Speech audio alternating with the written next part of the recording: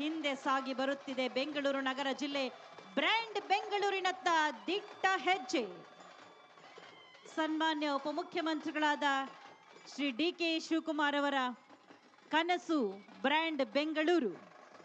ಸರ್ವ ದಿಕ್ಕುಗಳಿಂದಲೂ ಬೆಂಗಳೂರನ್ನ ಸದೃಢವಾಗಿ ಕಟ್ಟುವಂತಹ ಬಹುದೊಡ್ಡ ಸಂಕಲ್ಪ ಸನ್ಮಾನ್ಯ ಉಪಮುಖ್ಯಮಂತ್ರಿಗಳ ಬ್ರ್ಯಾಂಡ್ ಬೆಂಗಳೂರು ಯೋಜನೆ. ಬೆಂಗಳೂರು ಕರ್ನಾಟಕ ರಾಜ್ಯದ ದೊಡ್ಡ ನಗರ ಮತ್ತು ರಾಜಧಾನಿ. ಬೆಂಗಳೂರು ಹಿಂದೆ ಬೆಂದಕಾಳವರಾಗಿತ್ತು. ಕ್ರಿಸ್ತಶಕ 1537ರಲ್ಲಿ ಯಲಹಂಕ ನಾಡಪ್ರಭು ಕೆಂಪೇಗೌಡರಿಂದ ನಿರ್ಮಾಣವಾಯಿತು. ಭಾರತದ 5ನೇ ದೊಡ್ಡ ಮಹಾನಗರವಾಗಿರುವ ಬೆಂಗಳೂರು ಅತಿ ಹೆಚ್ಚು ಜನಸಂಖ್ಯೆ ಹೊಂದಿರುವ ನಗರಗಳಲ್ಲಿ 3ನೇ ಸ್ಥಾನದಲ್ಲಿದೆ.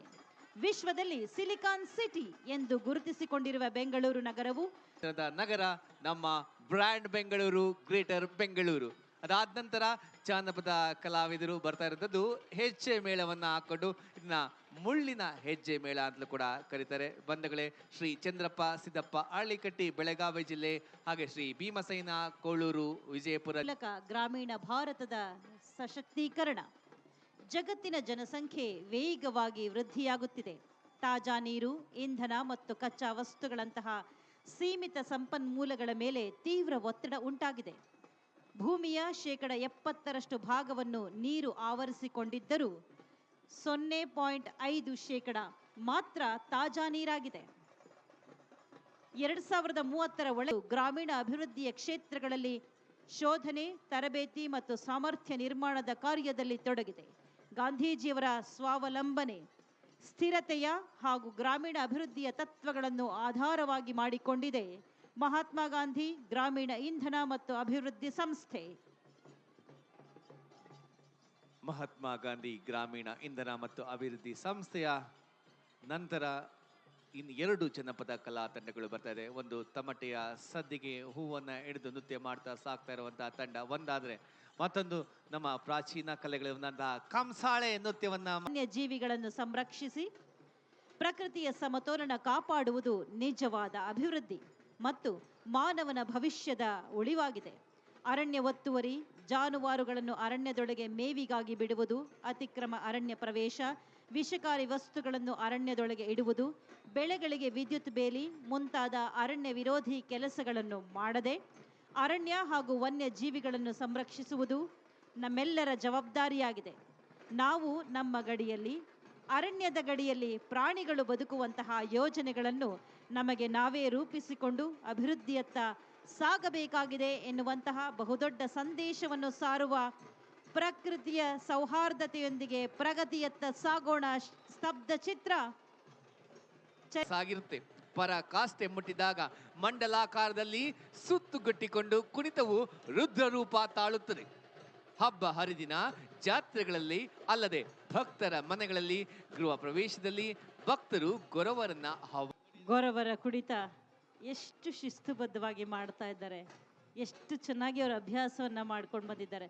ಈ ಎಲ್ಲ ಜನಪದ ಕಲೆಗಳು ಸಮುದಾಯ ಪ್ರಜ್ಞೆಯನ್ನ ಮೂಡಿಸುತ್ತೆ. ಇಲ್ಲಿ ಎಲ್ಲರೂ ಒಟ್ಟಾದಾಗ ಮಾತ್ರ ಅದು ಚಂದವಾಗಿ ಪ್ರದರ್ಶನ ಕಾಣೋದಕ್ಕೆ ಸಾಧ್ಯ. ನೋಡಿ, ಎಲ್ಲರೂ ಒಂದೇ ಭಾವದಲ್ಲಿ ಒಂದೇ ರೀತಿಯ ಹೆಜ್ಜೆಗಳನ್ನು ಇರಿಸ್ತಾ ನಾವೆಲ್ಲರೂ ಒಂದೇ ಎನ್ನುವಂಥ ಭಾವವನ್ನು ಅವರೆಲ್ಲರೂ ಕೂಡ ವ್ಯಕ್ತಪಡಿಸ್ತಾ ಇದ್ದಾರೆ. ಸಾಮೂಹಿಕ ಪ್ರಜ್ಞೆ ಇದ್ದಾಗ ಮಾತ್ರ ಎಲ್ಲರೂ ಹೀಗೆ ಒಟ್ಟಾಗಿ ಸೇರಿ ಒಂದು ಕಲೆಯನ್ನು ಅತ್ಯದ್ಭುತವಾಗಿ ಪ್ರದರ್ಶನ ಮಾಡೋದು ಸಾಧ್ಯವಾಗುತ್ತೆ. ಇವೆಲ್ಲವೂ ಕೂಡ ಸಾಮೂಹಿಕವಾಗಿ ಮಾಡುವಂತಹ ನೃತ್ಯಗಳು. ಸಾಮೂಹಿಕವಾಗಿ ಮಾಡಿದಾಗ ಮಾತ್ರ ಅದರ ಸೊಗಸು ಇನ್ನು ವೃದ್ಧಿಯಾಗತ್ತೆ.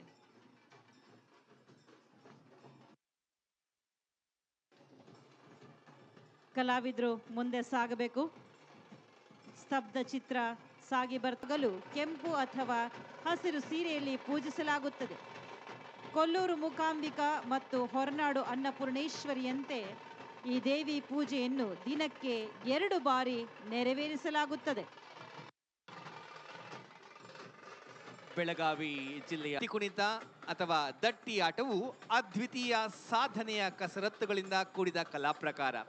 ಶುಂಭ, ನಿಶುಂಭ ಮತ್ತು ಮಹಿಷಾಸುರರ ಸಂಹಾರಕ್ಕಾಗಿ ದುರ್ಗೆಯ ಅವತಾರ ತಾಳಿದ ಪಾರ್ವತಿಯು ದಟ್ಟಿ ತೊಟ್ಟು ನರ್ತಿಸುತ್ತಾ ರಾಕ್ಷಸ ಸಂಹಾರ ಮಾಡಿದ್ದರ ಸಂಕೇತವಾಗಿ ಈ ಕುಣಿತ ಬಂತೆಂದು ಹೇಳುತ್ತಾರೆ.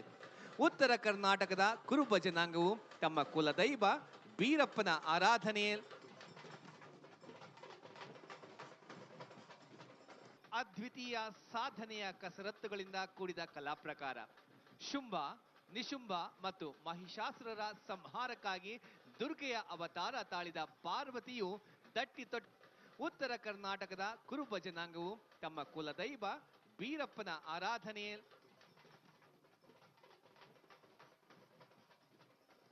ಕೆಂಪು ನಿಲುವಂಗಿ ಧರಿಸಿ ಕೆಂಪು ಇಜಾರ ಇಲ್ಲವೇ ಪೈಜಾಮ ತೊಟ್ಟು ನಡುವಿಗೆ ನಡುಕಟ್ಟು ತಲೆಗೆ ರುಮಾಲು ಅಂಗಿಯ ಮೇಲೆ ಕುತ್ತಿಗೆಯಿಂದ ಎಳಿಬಿಟ್ಟ ಕೆಂಪಂಜಿನ ದೊಡ್ಡ ದಡಿಧೋತರ ಕೈಯಲ್ಲಿ ಉದ್ದನೆ ಹಾಡುತ್ತಾ ಕುಣಿಯುತ್ತಾ ಕೂಡುತ್ತಾ ಕಾಲು ಜಾರಿಸುತ್ತಾ ಬಾಗುತ್ತಾ ಬೀಗುತ್ತಾ ಕುಣಿಯಲಾರಂಭಿಸುತ್ತಾರೆ. ಇದು ಬೆಳಗಾವಿ ಜಿಲ್ಲೆಯಲ್ಲಿ ಪ್ರಚಲಿತದಲ್ಲಿದೆ.